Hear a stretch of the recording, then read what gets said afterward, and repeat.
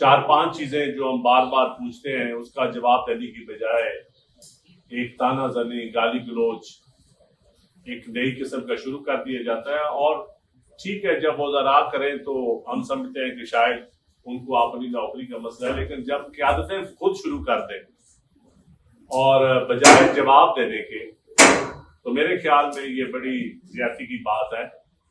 और आज के अखबार में भी मेहताब साहब की रिपोर्ट भी आई सबसे बड़ी कि क्रशिंग सीजन शुरू होने वाला है और गन्ने का और चीनी इंपोर्ट करने की बात हो रही है, चीनी इंपोर्ट की जा रही है। ये हमारे किसान का बजाय सैलाबज़दा किसान, एक उजड़ा हुआ किसान, उसको कुछ देने के आप चीनी बाहर से मंगवा रहे हैं।